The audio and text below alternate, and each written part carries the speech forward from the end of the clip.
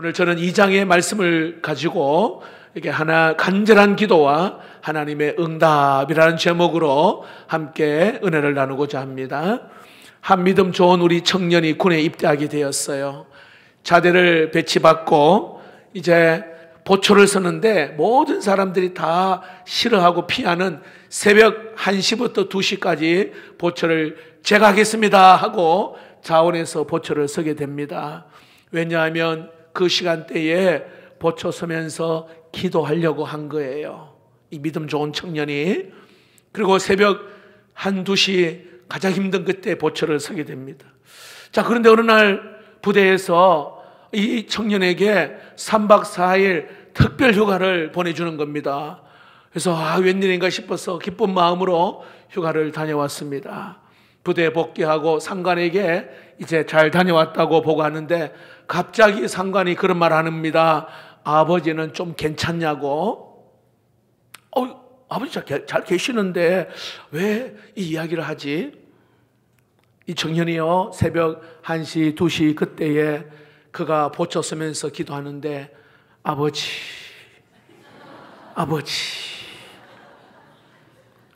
하나님을 아버지라고 부르면서 기도하는데 그 기도를 듣고는 누가 오해를 해서 아버지한테 무슨 일이 있나 생각해서 특별 휴가를 보낸 거예요. 실제로 있었던 이야기예요. 여러분, 하나님께 기도하면 생각지도 못한 은혜가 있을 줄로 믿습니다. 여러분, 기도해야 합니다. 기도해야 돼요. 기도하면 하나님께서는 길을 여시고 닫힌 문도 열어주실 줄로 믿습니다. 우리 왕성의 우리 성도님들의 간절한 기도, 그 기도가 믿음의 사람이 되게 하시고 또 하나님의 뜻을 이루고 하나님 우리의 갈 길을 또 여시는 그러한 은혜의 삶이 되기를 축복합니다. 우리가 인생길을 가는데 그런 경우가 있잖아요. 도저히 정말 이해되지 못하는 힘들고 어려운 일들을 만날 때가 있어요. 복병을 만나는 것처럼. 그런데 이걸 고난이라 이야기합니다. 도저히 어찌 보면은 내 삶에 받아들이기 힘든 그러한 어려운 고통의 그 시간, 때로는 가족 가운데 아픔이 있는 사람도 있고 내 꿈과 비전이 그냥 무너지는 경우도 있습니다. 힘겹게 경제적인 어려움을 당하는 사람도 있고 그렇게 좋았던 관계인데 무엇 때문인지 그 관계가 깨어져서 힘든 그런 어려움도 있습니다. 이런 여러분 어려움과 그 고난 있을 때에 주로 사람들은 한 3가지로 반응을 해요. 첫 번째는 그것을 다른 사람을 원망을 합니다. 상대방을 탓하는 것이죠. 그 사람을 향하여 원망을 합니다. 또 어떤 사람은 그 고난의 원인을 자기에게 돌려요. 아이고, 내가 잘못해서 그렇지라고 내 탓으로 돌립니다. 그러다 보니까 어떤 사람은 자책을 하죠. 자책. 근데 자책하면 괜찮은데 이게 더 심한 사람은 학대를 합니다. 그러면 더 어려움이 생기게 되기도 합니다. 또한 어떤 반응이 있냐면 하나님을 원망해요. 아마 여러분에게도 한 번쯤은 그런 경우가 있잖아요. 하나님 진짜 살아계십니까? 나를 사랑하기나 하십니까? 그렇다면 왜 하나님 나에게 우리 가정에 왜 이런 고통과 아픔을 하나님 주십니까? 정말 힘드니까 하나님께 원망을 하는 그러한 경우도 있단 말입니다. 자, 그렇다면 여러분, 우리에게 찾아오는 이 고난의 이유가 뭘까요? 흔히 우리가 알 수 있는 것은 나의 죄로 말미암아 고난이 찾아오는 경우 있어요. 우상 숭배합니다. 세상의 가치관을 따라가고 잘못된 그 죄의 습관을 따라가는 거 하나님이 이거 끊으라고, 끊으라고 철저히 회개하며 하나님 앞에 나가야 되는 거겠죠. 또한 하나님이 허락하시는 고난이 있다는 거예요. 여러분, 우리가 잘 알고 있는 욥이 그런 경우 아닙니까? 하루아침에 전 재산 다 잃어버렸습니다. 그의 가족들을 다 잃어버렸어요. 건강을 잃어버렸습니다. 욥도 도저히 받아들일 수 없을 정도의 그 고통과 이해할 수 없는 그 하나님 앞에 기도했던 욥입니다. 요셉도 마찬가지예요. 형의 미움을 받아 구덩이에 던져지고 그리고 저게 미디안 상에 팔리고 보디발의 집에서 억울하게 또 감옥에 들어가는 신세가 됩니다. 감옥에서 꿈을 해석해 줬는데 풀려날 줄 알았는데 그냥 묵묵무답입니다. 답이 없어요.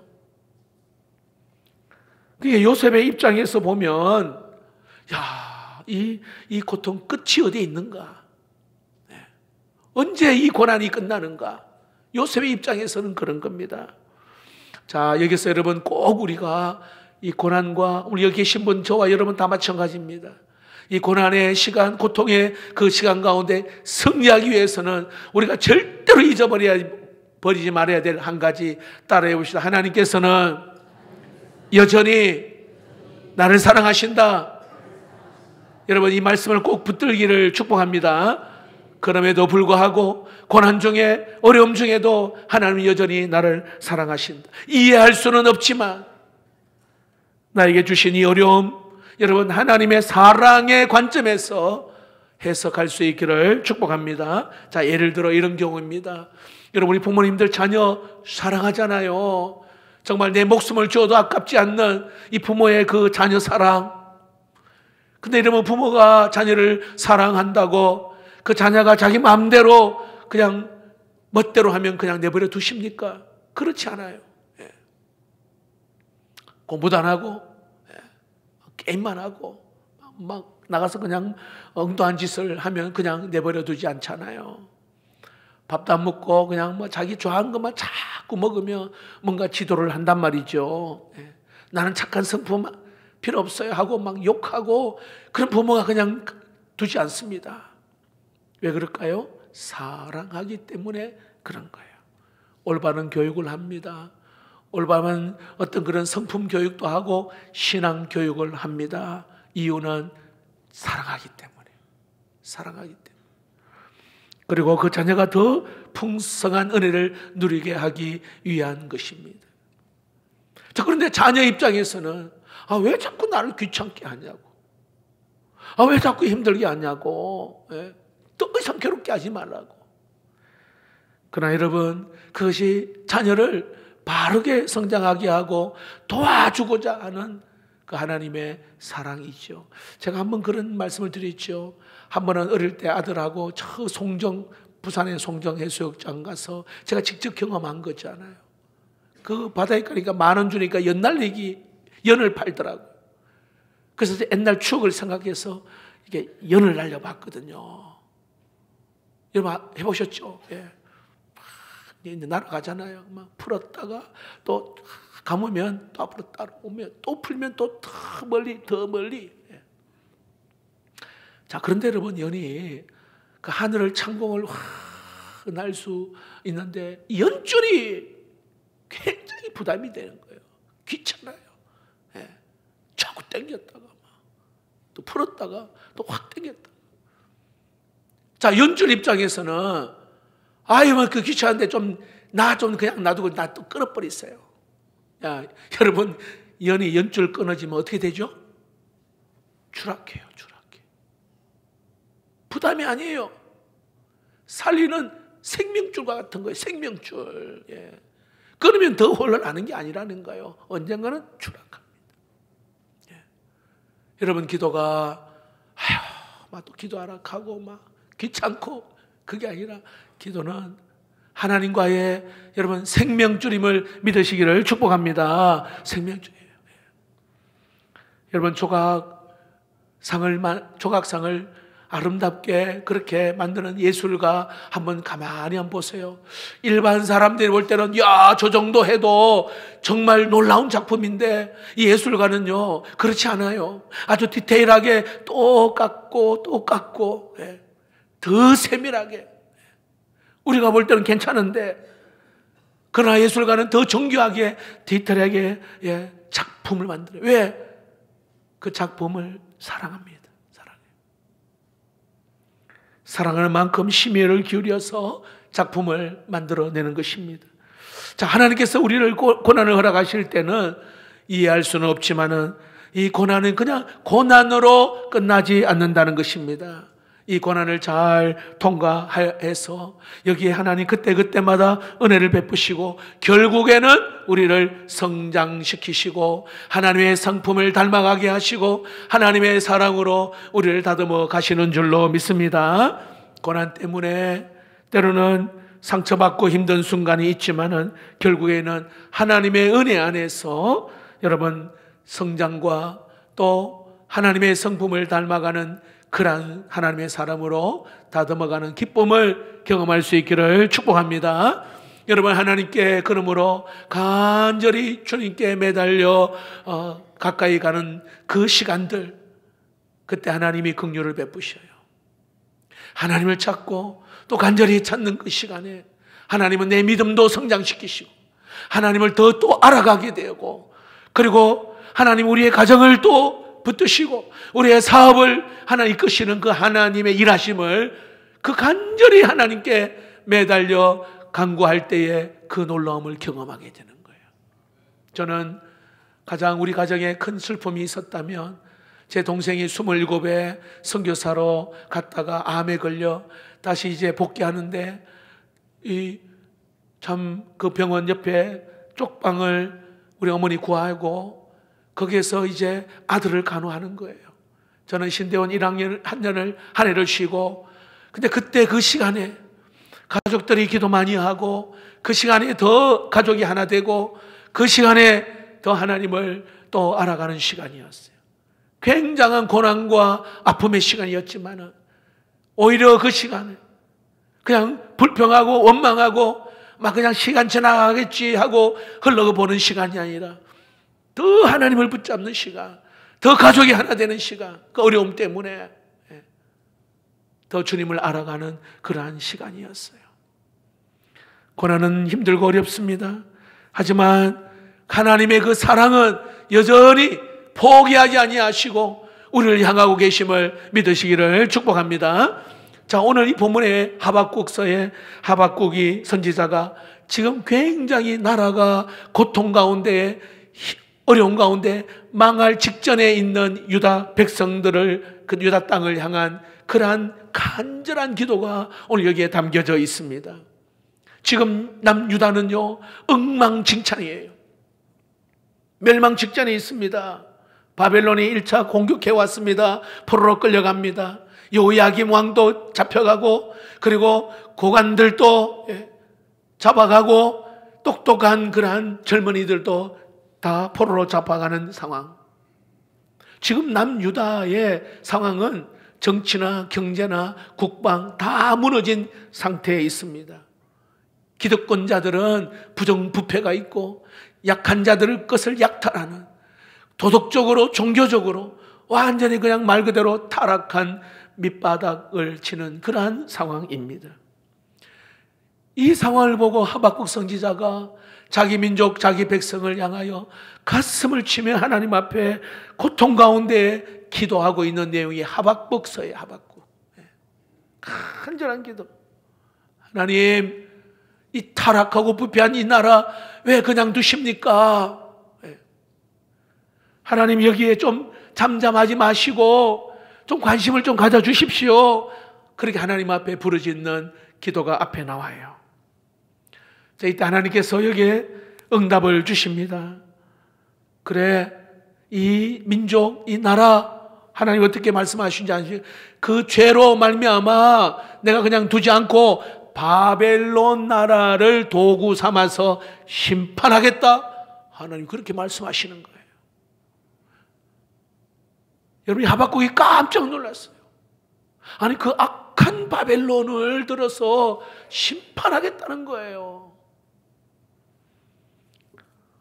여러분, 하박국에서 우리가 배울 수 있는 게 뭐냐 하면 거기서 그냥 멈추지 않냐고 하박국은 또다시 하나님 앞에 간절히 또 기도하는 거예요. 매달려 기도하는 거예요. 간절히 기도합니다. 이게 하박국에서 배울 수 있는, 우리 하박국 선지자를 통해 배울 수 있는 교훈이에요. 기도하고 또다시 기도하고 또다시 기도하는 하박국. 그는 하나님 앞에 기도하는데 오늘 여기에 읽지는 않았지만 1장 13절에 그가 이렇게 기도합니다. 같이 한번 읽어볼까요? 1장 13절입니다. 시작. 주께서 눈이 정결하심으로 악을 참아보지 못하시며 배역을 참아보지 못하시거나 어찌하여 거짓된 자들을 방관하시며 악인이 자기보다 의로운 사람을 삼키는데도 잠잠하시나이까. 무슨 말이냐면 이 나라, 이 민족 문제도 있지만은 바벨론 나라가 하나님을 섬기지 않고 그리고 악한 이 나라를 통해서 왜 하나님 우리를 괴롭게 하십니까? 예.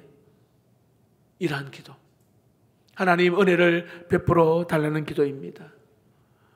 하박국의 뜻이요, 껴안다, 매달리다, 이게 하박국의 이름의 뜻입니다.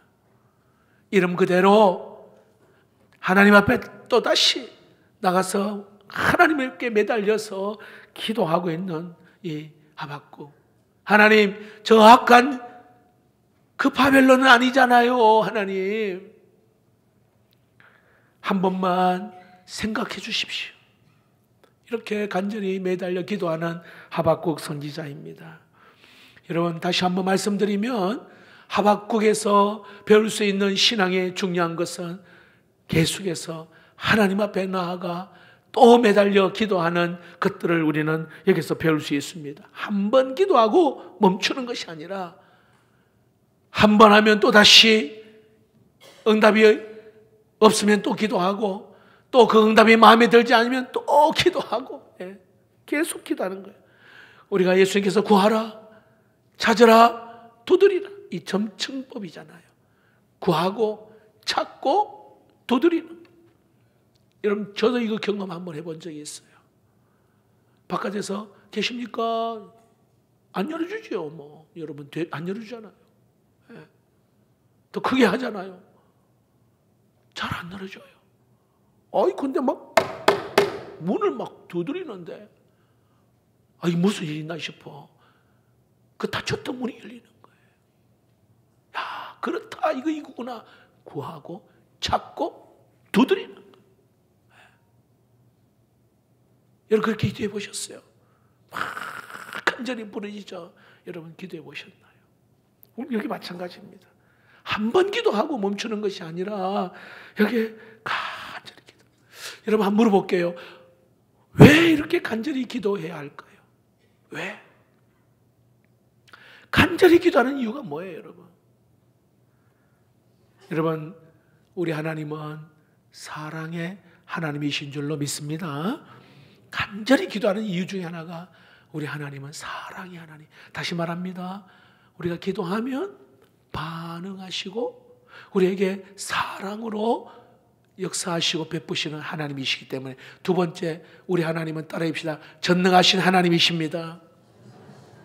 우리가 그렇게 간절히 기도하는 이유는 우리 하나님은 전능하신 분이기 때문에 그런 거예요. 무슨 뜻이냐면 우리의 생각보다도 훨씬 더 크고 놀라운 계획을 가지고 계시는, 수천 수만 가지의 방법들을 가지고 계시는 그 하나님께 매달려 기도하는 이유입니다. 나를 사랑하고 그리고 우리 하나님은 전능하신 하나님이시기 때문에 우리가 기도하고 또 간절히 매달려서 기도하는 것입니다. 여러분, 한 번으로 끝나지 마시고 뭔가요, 작정도 하시고, 때로는 금식도 하시고, 한번 여러분 결사적으로 한번 기도에 승부를 걸어보시기를 축복합니다. 하나님, 내 상황이 너무 비참합니다. 눈물밖에 나지 않습니다. 숨을 못 쉬겠습니다. 하나님, 너무 답답하였어. 이럴 때 여러분 어떻게 해보셨어요? 진짜 여러분 하나님께 매달려 기도해 보셨습니까? 오늘 여러분 매달려 그 이름처럼 기도하는 이 하박국의 기도 하나님 어떻게 응답하셨냐 하면 오늘 본문이 바로 그거예요. 2절, 4절, 2절에서 4절입니다. 다시 하나님이 이렇게 응답을 하십니다. 읽어봅시다. 시작. 여호와께서 내게 대하여 이르시되 기록하여 판에 명백히 새기되 달려가면서도 읽을 수 있게 하라. 이 묵시는 정한 때가 있나니 그 종말이 속히 이르겠고 결코 거짓되지 아니하리라. 비록 더딜지라도 기다리라. 지체되지 않고 반드시 응하리라. 보라, 그의 마음은 교만하며 그 속에서 정죄하지 못하나 의인은 그의 믿음으로 말미암아 살리라. 할렐루야. 자, 하박국의 기도에 응답하는데 딱 두 가지. 뭐예요? 조금 더딜지라도 기다리라. 할렐루야. 반드시 응답하겠다. 조금 더딜지라도 기다리라. 반드시 응답하겠다. 두 번째는 뭐예요? 내가 구원하겠는데 그 구원은 믿음으로 이루어진다. 오늘 이게 말씀이에요. 의인은 믿음으로 말미암아 살리라. 예. 여러분, 이 두 가지 열쇠를 우리가 꼭 기억해야 돼요. 고난이 있고 어려움이 있는 분들에게 오늘 말씀합니다. 기다리라. 다른 말로 말하면 인내하라. 인내하라. 그리고 여기에 믿음만이 구원의 은혜의 문을 여는 열쇠다. 믿음만이. 예. 오늘 말씀합니다. 인내와 믿음의 그 열쇠를 오늘 말씀하고 있는 것입니다. 고난은 정말 내 힘으로 해결하기 힘든 문제입니다. 아픕니다. 괴롭습니다. 답답합니다. 고난은. 이건 내 능력으로 해결할 수 없는 하나님의 능력만이 풀 수 있는 문제입니다. 어떻게 푼다고요? 인내하며 기다리라는 거예요. 믿음으로 기도하라는 것입니다.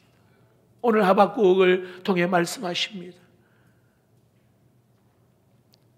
여러분, 하나님께서 이 놀라운 이 하박국의 그 기도로 하나님 저와 여러분의 이 삶에도 기도로 승부하는, 그리하여 하나님이 주시는 그 은혜와 그 영적 쾌거를 이룰 수 있기를 주의 이름으로 축복합니다. 제가 영상 하나 보내드리겠는데요. 자, 이 영상을 보면서 굉장히 감동이 된 것은 포기하지 않고, 포기하지 마라. 예? 포기하지 마라. 예? 내가 안 된다고 단정 짓지 말고 끝까지 한번 해보라는, 은학교의 미식축구, 고등학교 미식축구팀인데 상대방의 미식축구팀이요 굉장히 잘하거든요. 아이고, 우리는 안 된다. 훈련하면서도 그냥 체념하는 거예요. 그러니까 이 코치가 좀 영향력 있는 뭐 주장 같은 친구를 이렇게 나오라 하고는요, 이제 사람을 등에 하나 업고는요, 이제 이렇게 걸어가게 하는데, 정상적으로 가도 이 30야드는 굉장히 힘든데 이 아이를 업고 가는데 포기하고 싶죠.